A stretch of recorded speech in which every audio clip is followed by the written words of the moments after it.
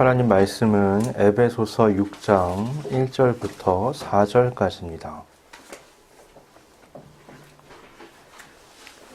에베소서 6장 1절부터 4절까지입니다.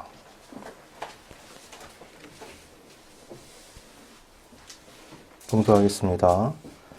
자녀들아, 주 안에서 너희 부모에게 순종하라. 이것이 옳으니라. 내 아버지와 어머니를 공경하라. 이것은 약속이 있는 첫 계명이니 이로써 내가 잘되고 땅에서 장수하리라. 또 아비들아, 너희 자녀를 노엽게 하지 말고 오직 주의 교훈과 훈계로 양육하라. 아멘. 모든 사람은 부모가 있습니다. 세상에 태어났다는 것은 나에게 부모가 있다는 것을 의미하죠. 이 부모가 되지 않을 수는 있는데 자식이 되지 않을 수는 없습니다. 그렇기 때문에 오늘 본문에서 말씀하는 내 부모를 공경하라는 명령은 인류 모두에게 적용되는 말씀이라고 할 수 있습니다. 오늘 본문의 말씀은 이제 십계명에 있는 말씀을 인용한 건데요. 십계명을 보면 1에서 4계명은 하나님과의 관계에 대한 말씀이고 5계명부터 10계명은 타인과의 관계에 대한 말씀이라고 할 수 있습니다. 10계명은 사람에 대한 깊은 이해를 담고 있는데요. 사람은 나와 다른 존재로 구분이 되죠. 심지어 하나님조차도 나의 영역 밖에 계신 분입니다. 나라는 것은 그 무엇과도 구분되는 고유한 영역이라고 말할 수 있습니다. 이것은 물리적인 요소를 넘어서는 개념인데요. 내 손이죠. 내 발이고 내 얼굴이란 표현을 우리가 하잖아요. 내 몸도요. 엄밀한 의미에서는 나라고 말하기가 좀 어려운 부분이 있습니다. 마치 나의 휴대폰, 나의 옷, 나의 책과 같이 어떤 소유의 개념으로서 내 몸도 존재할 수 있는 거죠. 물리적인 면에서 내 몸은 타인과 구분되지만 엄밀한 의미에서는 아닐 수 있는 겁니다. 지금 떠드는 제 막내 아들이 애착 이불이 있어요, 하나. 태어날 때부터 가지고 자는 이불인데 오래됐거든요. 다 해져가지고 막 그걸 버려보려고 저희가 비슷한 재질의 이불을 사서 몇 번 시도를 했는데 안 돼요, 이게. 죽어도 그 이불이 필요한 거예요. 너덜너덜해도. 자기 몸이 아닌데도요. 거기에 자기와 일치시키는 무언가를 담아놓고 의미를, 그 다음에 그것에 굉장한 애착을 갖는 거죠. 반대로요. 우리 육체에 어떤 해가 가해져도 우리 속에 있는 사람은 영향이 없는 경우도 있습니다. 독립운동가들 보면 그걸 우리가 확인할 수 있는데요. 아무리 극심한 육체적 고통에 그 한계 상황에 내몰려도 그들의 속사람은 전혀 손상이 되지가 않습니다. 유관순 열사의 사진을 보면 그 극심한 고통으로 인해서 또 구타로 인해서 얼굴이 엉망으로 부어있는 걸 우리가 볼 수 있거든요. 그럼에도 눈빛은 막 빛이 납니다. 그 옛날 사진기로 찍었는데도 그걸 우리가 느낄 수 있을 정도예요. 굉장한 결의에 차 있다는 걸 누구나 그 사진을 보면 알 수가 있습니다. 보면 육체의 고통으로 인한 영향이 그 눈빛에도 있습니다. 그러나 그것을 넘어서는 결의가 빛나는 것을 우리가 볼 수 있죠. 육체가 나라는 존재와 어떤 구분되어지는 그런 지점이라고 말할 수 있는 겁니다. 이처럼 나는 외부와 철저하게 구분되는 존재죠. 심지어는 어떤 의미에서 내 몸과도 말이죠. 그렇게 독립된 존재가 바로 나입니다. 그런데 흥미롭게도 하나님은 사람을 창조하실 때 반드시 타인과 관계에서 살아가도록, 또 동시에 하나님과 관계하여 살아가도록 창조하셨습니다. 완전히 독립된 존재이면서 동시에 관계 속 안에서만 살아갈 수 있는 존재가 바로 사람인 거죠. 이건 참 어려운 일이죠. 우리가 삶에서 일어나는 많은 문제가 사실 관계 때문이잖아요. 개인이라는 나라는 영역에 이 벽이 있기 때문에 많은 오해가 생겨나고 서로 교감하는 과정에 제대로 되지 않는 수많은 일들이 일어나는 겁니다. 오늘날 인터넷은 뭐예요? 우리가 이렇게 연결되고 싶어하고 관계를 맺고 싶어하는 산물이잖아요. 그 인터넷에서 요즘 유행하는 건 SNS죠. 아주 손쉽게 자기 자신을 거기다 드러내는 겁니다. 그리고 타인을 내가 가서 만나는 거예요. 서로 글을 주고받죠. 그런데 거기에 올라가는 나의 글, 나의 사진, 나의 영상은 내가 편집한 겁니다. 내가 보여주고 싶은 것만 올리는 거죠. 그러니까 어떤 의미에서 기술은 굉장히 발달했는데 진정한 의미의 나와 너가 만나는 장은 아닌 거죠. 사회 상황을 보면 그런 기술 발달과는 다르게 이 관계의 문제가 심각해지는 걸 우리가 볼 수 있습니다. 이혼율은 우리나라가 계속 높게 유지가 되고 있잖아요. 결혼과 출산 비율은 계속 밑으로 내려갑니다. 우스갯소리인데 사실 심각한 말이기도 한데요. 이렇게 한 100년쯤 지나면 한국이 멸종될 수 있대요. 한국인들이. 그 정도로 한 3, 4대가 지나면 심각한 문제가 도래할 정도로 지금 사태가 어렵습니다. 사회는 메타버스다, 초연결 시대다 이런 말들을 하는데 우리는 가장 기본적인 개념인 가정조차도 관계가 제대로 맺어지지 않는 상황 가운데 있는 거죠. 오늘날 사회의 문제는 그런 사람과 사람을 연결시키는 기술이 아닙니다. 진짜 문제는 사람과 사람이 연결되는 방식에 있는 거죠. 사람이 독립적이면서 동시에 타인과 관계하여 지내도록 하나님께서 창조하셨기 때문에 그 하나님께서 무엇이 가장 좋은 인간관계 형성의 방식인지 또 말씀을 해주셨습니다. 성경은 인간관계를 위한 이 세상의 가장 좋은 안내서라고 말할 수 있는 겁니다. 십계명은 그 중에서도 핵심을 담고 있습니다. 십계명의 시작은 하나님에게서부터 시작이 됩니다. 우리는 십계명의 첫 말씀을 너는 나 외에는 다른 신들을 내게 두지 말라로 알고 있죠. 그런데 그 말씀이 기록된 출애굽기 20장을 보면 앞에 말씀 2절이 더 있습니다. 이렇게 말씀합니다. 하나님이 이 모든 말씀으로 말씀하여 이르시되 나는 너를 애굽 땅 종되었던 집에서 인도하여 낸 내 하나님 여호와니라. 우리가 알고 있는 그 십계명 이전에 십계명의 서두를 장식하고 있는 건 뭐냐? 바로 하나님께서 너와 나는 이런 관계야 라고 말씀하시는 거예요. 나는 너의 하나님이다. 나는 너를 애굽에서 끌어낸 너의 신이야 라고 말씀하시는 겁니다. 그러니까 이후에 일어나는 모든 십계명의 말씀들, 또 이후에 있는 모든 율법의 말씀들은 이 관계의 바탕 위에서 작용하는 거죠. 하나님이 나를 구원하신 분이다.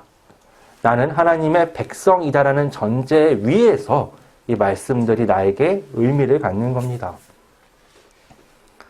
다시 말해서 하나님을 하나님으로 받아들이는 사람에게 적용되는 말씀이 바로 하나님의 말씀인 거죠. 하나님 앞에서 하나님의 백성으로 서 있는 자만이 창조의 원리를 따른 정상적인 인간관계가 가능하다는 겁니다. 물론 성경이 말씀하는 그런 윤리적 이상향을 다른 종교나 지식이 말할 수 있습니다. 그러나 그것들은 대부분 사람의 기준이 되기 때문에 이렇게 막 변하거나 흔들릴 수 있어요. 하나님은 시작과 처음이자 마지막이시고 온 우주를 관리하시며 온 우주를 초월해 계시는 시간과 공간의 제약을 받지 않는 진리이시기 때문에 하나님이 말씀하시는 이 말씀은 우리에게 절대적인 기준이 될 수 있는 겁니다. 십계명을 보면 하라라는 말씀과 하지 말라 하는 말씀이 이렇게 병행되어 있죠. 하라는 말씀은 딱 두 개뿐입니다. 안식일을 기억하여 거룩하게 지켜라. 또 하나는 내 부모를 공경하라. 왜 하나님은 하라라는 방식과 하지 말라는 방식을 막 섞어가지고 십계명을 만드신 걸까요? 이렇게 할 수도 있잖아요. 야, 안식일을 거룩하게 지키지 않으면 안 돼. 또는 네 부모를 공경하지 않으면 안 돼. 이렇게 말씀하실 수도 있는데 그게 아니라 이 두 가지는 하라라는 표현으로 말씀을 하신단 말이에요. 여러분, 이 사회를 유지하는 데 있어서 중요한 원리가 뭐냐? 그건 법, 윤리 이런 거라고 말할 수 있겠죠. 근데 학교를 가면 법은 잘 안 가르칩니다. 규칙은 가르쳐도요, 사회에서 중요한 법을 안 가르쳐요. 대신에 뭘 가르치죠? 윤리를 가르치죠.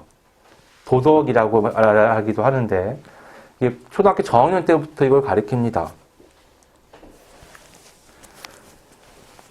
이 사회의 교육과정이요, 사회 일원으로서 사람을 지식을 주고 최소한의 알을 심는 거라면 당연히 법을 가르칠 만도 한데요, 법은 그렇게 가르치지 않아요. 대신 윤리를 가르치는데 그 이유는 윤리가 법보다도 높은 가치를 가지기 때문입니다. 윤리와 법 모두 사람이 지켜야 할 것들에 대해서 말을 하는데요. 그런데 법은 최소한의 것을 말하는 반면 윤리는 최대한의 것을 바라보도록 하는 이 경향이 있습니다. 성향이 있습니다. 예를 들어 법은 사람이 폭행을 하면 안 된다고 말을 하죠. 윤리에서도 사람을 폭행하는 것은 당연히 잘못이라고 말씀합니다. 근데 반대로요. 윤리에서는 곤란한 사람을 보면 도와줘야 한다라고 가르치죠. 법은 그런 게 없어요. 법은 그런 사람에 대해서 아무 말도 하지 않습니다. 그러니까 법은 사람이 하지 말아야 할 최소한의 것들을 가르치는 반면에 윤리는 사람이 마땅히 취해야 할 사람다움을 가르쳐주는 거죠. 십계명도요, 법이에요. 성경의 모든 율법은 법입니다. 다시 말해서 율법은 우리가 하나님의 백성으로서 하나님 앞에서 살 때 지켜야 할 최소한의 것들을 말씀하는 겁니다. 그러니까 율법을 충족하면 난 구원받은 거야 라고 말하기가 부끄러운 거예요. 이건 그냥 기본인 거예요. 하나님 외에 다른 신에 섬기지 말고, 우상을 만들지 말고, 하나님의 이름을 망령되게 부르지 말고, 살인하지 말고, 간음하지 말고, 도둑질하지 말고, 거짓 증언하지 말고, 남의 것을 탐내지 말라는 것. 이 모든 말씀은 하나님의 백성으로서 최소한 이것들은 하지 말아야 한다는 것을 의미합니다. 안식일을 지키는 것과 부모를 공경하는 것도 같은 맥락에서 이해되어야 하는 거죠. 안식일을 지키는 것은 하나님을 향한 신앙생활의 충분 조건이 아닌 겁니다. 이건 가장 기본, 최소한의 것에 불과한 거죠. 오늘날 교회를 자꾸 예배 공동체라고 표현하는 경우가 있는데요.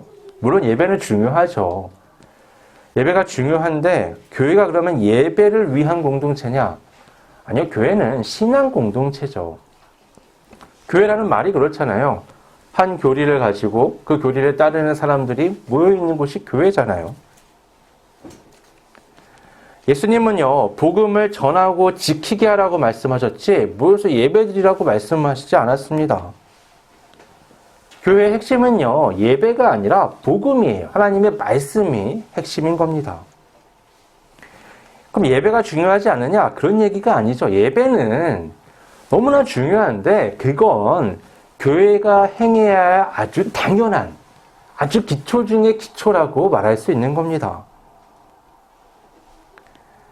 아이한테 선물 주면 어때요? 아이가 막 기분이 너무 좋아가지고 춤추면서 막 평소에 안 하던 표현도 막 하고 기뻐하고 막 아빠를 찬양하고 막 이래요.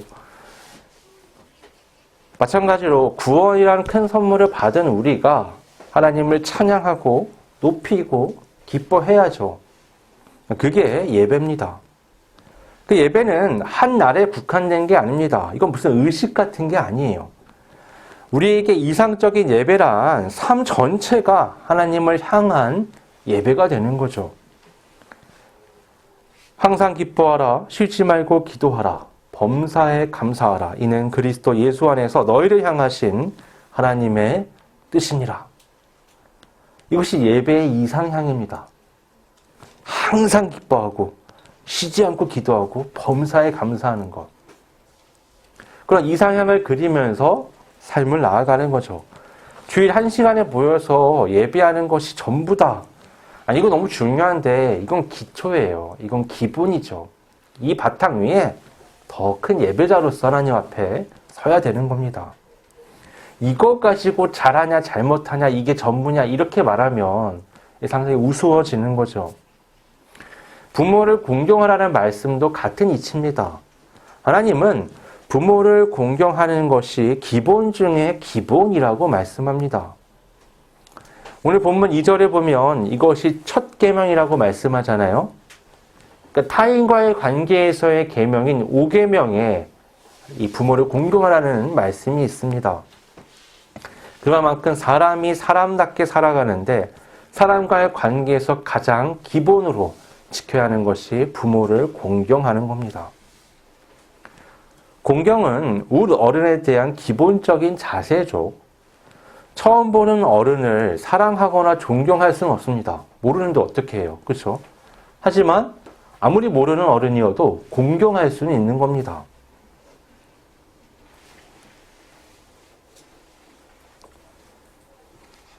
공경은 하나님께서 창조하신 사람이 갖춰야 할 기본적인 자세죠. 생판 모르는 어른도 공경하는데 부모는 당연하게 기본적으로 공경의 대상이 되어야 하는 겁니다. 부모 공경은 최저의 지점이죠. 그 아래는 말할 가치가 없습니다. 그 아래는 존재할 수 없는 거예요. 그걸 하나님 앞에서 말할 수 있는 게 아닙니다. 하나님은 부모를 공경할 때 생명이 길 것이라고 말씀을 하십니다. 여러분, 죄는 사람을 죽음에 가깝게 만들죠. 아담과 하와의 범죄가 그랬잖아요. 생명나무에서 분리가 돼버리고 에덴 동산에서 쫓겨나가고 농사를 지어서 땀을 흘려야 음식을 먹을 수 있게 아담은 죄로 인해서 생명과 멀어집니다. 가인의 죄는 이걸 더 가중시키죠. 이제는 땅도 효력을 발휘하지 않아서 계속 옮겨 다니면서 농사를 지어야 되는 그런 어려움에 놓이게 되는 겁니다. 노아의 방주 때 그들의 죄는 이걸 또 한 번 가중시킵니다. 이제는 밭의 채소만으로는 음식을 도저히 채울 수가 없어서 이제 고기를 먹어야 하는 상황에까지 몰리게 되는 거죠. 그런 관점에서 부모 공경이 생명의 연장인 장수로 이어진다는 건 그것이 얼마나 하나님의 창조 질서 안에서 중요한 요소인지를 우리에게 가르쳐 주는 겁니다. 그런데 오늘 본문은 거기에서 그치지 않고 4절에 이렇게 말씀합니다. 너희 자녀를 노엽게 하지 말고 오직 주의 교훈과 훈계로 양육하라. 여러분, 부모 공경의 이유가 하나님의 말씀인 것처럼 자녀를 대하는 부모 역시 하나님의 말씀이 기준이 되는 양육을 해야 합니다. 오직 주의 교훈과 훈계로 양육하려면 부모가 먼저 그 말씀이 깊게 새겨진 그 삶을 살아야만 합니다. 그리스도인 자녀가 부모에게 노를 품게 되는 경우가 있어요. 꽤 많습니다. 언제 자녀는 부모에게 노를 품게 될까요? 가장 심각한 건 부모의 이중적인 모습을 볼 때 그러는 거예요. 예를 들면 교회 안에서는 굉장히 신실하고 거룩한 모습을 보이는데 일상생활에서는 정반대의 모습을 보이는 거죠. 전혀 다른 모습을 보이는 겁니다. 그러면요, 그 부모에 대한 신뢰가 기본적으로 생겨날 수가 없습니다. 그런 부모는 존경하기도 어렵고요. 사랑하기도 어렵습니다. 부모 공경은 부모와 자식이 모두 하나님의 말씀 안에서 머물며 그 기준으로 관계할 때 가능합니다. 하나님의 말씀 안에서 살아가는 부모와 자식은 가장 기본인 부모 공경을 넘어서 부모를 사랑할 수 있는 가장 이상에 가까운 모습으로 발전할 수 있는 거죠. 우리가 오해하는 게요, 자식은 자식이기 때문에 무조건 부모를 공경해야 된다, 그런 개념이 아니에요. 그건 시작인데 하나님의 말씀의 바탕에서 부모를 공경하고 자식을 말씀으로 양육하는 그 과정을 만들어가는 겁니다. 그래서 이 자식이 온전한 한 사람으로 성장했을 때 부모와 아름다운 관계를 맺을 수 있느냐 없느냐, 그건 그 지난 한 20년 정도의 세월로 판가름 나는 거예요. 정상적인 부모라면 자식을 사랑하죠. 그렇죠? 자식이 있는 분은 다 아실 거 아니에요. 자식을 사랑하죠. 그런데 자식에게 부모를 사랑하냐고 물으면 얼마나 그렇다고 대답을 할까요? 여러분들 큰 충격을 받으실 수 있어요, 이거는. 누구나 자식에게 사랑받고 싶어 합니다. 근데 바꿔서 그러면 묻는 거예요. 그럼 나는 내 부모를 사랑한가? 사랑했는가? 성경이 말하는 그 이상에 가까운 사랑을 나는 가졌었는가? 아니면 가지고 있는가?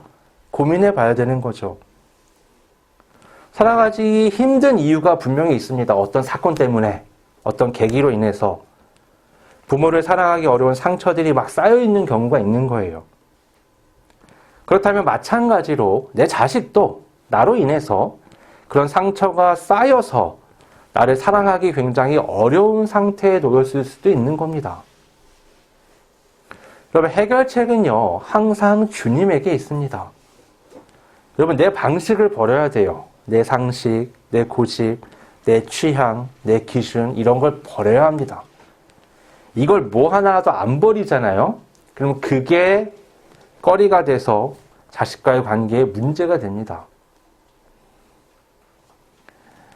다 버리고 오직 주의 교훈과 훈계로 자식을 대해야 되는 거죠. 이게 성경이 말하는 원리입니다. 하나님의 말씀의 기준과 권위로 아이를 대하는 겁니다. 그러면 아이는 바르게 섭니다.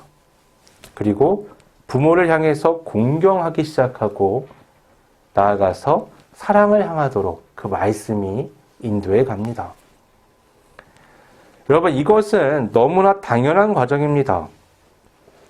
한번 생각해 보세요. 내가 나를 버리고 주님의 말씀으로 자식을 대하려면 성경이 그토록 말씀하는 나를 부정하고 십자가를 지고 주님을 뒤따르는 삶을 살아야만 이게 온전하게 가능한 겁니다.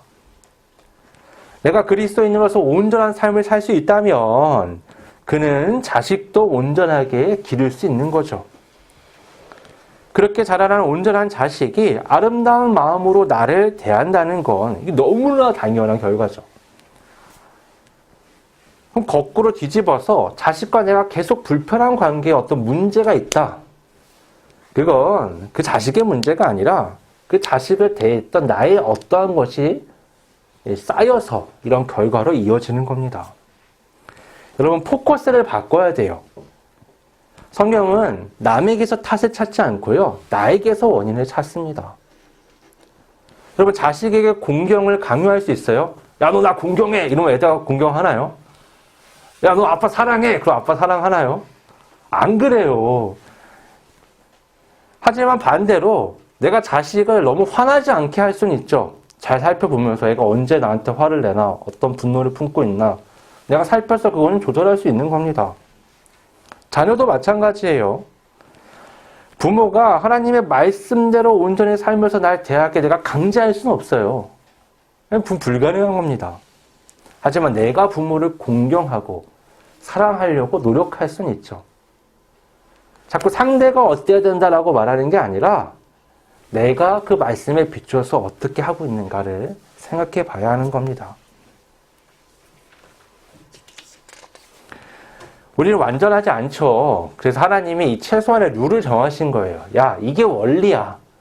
자식은 부모를 공경하는 데서부터 시작해서 그 관계를 만들어 가야 돼.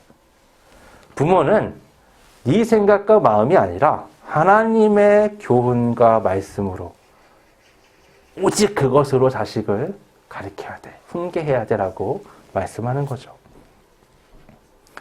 여러분, 예수님께 찾아와서 그런 말 하잖아요. 뭐 어떤 율법이 가장 큽니까?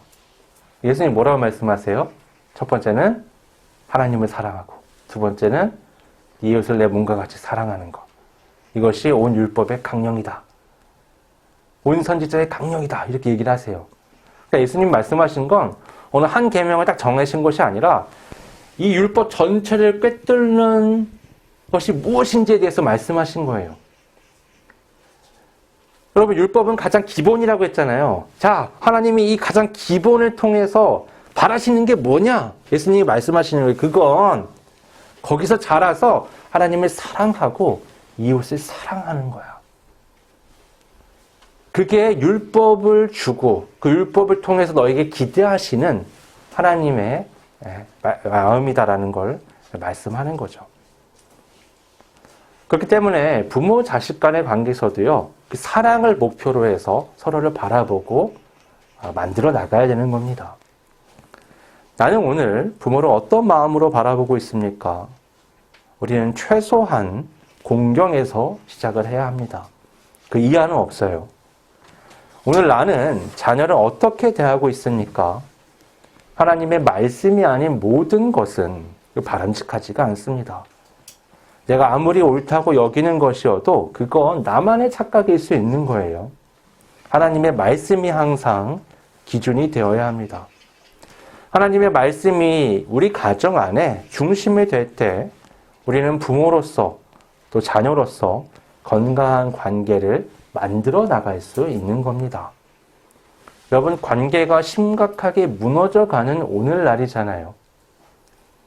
거기 보면 어때요? 서로를 향한 존중이 없고, 사랑은 당연히 바라지 않고, 자기만 드러내려고 하는 어떤 그런 이기적인 형태의 관계 형성을 자꾸 맺으려고 하니까 다 깨져 나가는 겁니다. 뒤집어서 하나님의 말씀으로 서로를 바라보고 사랑의 목표를 향해 나아갈 때 우리는 이 땅에서 빛과 소금의 삶을 살 수가 있는 겁니다. 그런 관계를 회복해가는 우리 모두가 되기를 바랍니다. 기도하겠습니다. 아버지 하나님, 죄에 묻은 인간은 하나님의 말씀이 아닌 자신이 기준이 되는 심각한 오류에 빠진 생각으로 관계를 맺기 때문에 아무리 기술이 발전하고 문명이 발달해도 이 사회에 끊임없는 문제가 계속되는 것을 우리가 체험하며 살아가고 있습니다. 하나님의 창조 원리를 따라서 하나님의 말씀을 중심에 두고 부모를 공경하고 또 자식을 오직 하나님의 말씀을 통하여 양육함으로 최종적으로 서로를 사랑하는 아름다운 공동체, 가정, 나아가 교회, 이 사회에 빛이 되는 우리의 삶이 될 수 있도록 성령 하나님 이끌어 주시옵소서. 거룩하신 예수님의 이름으로 기도드립니다. 아멘.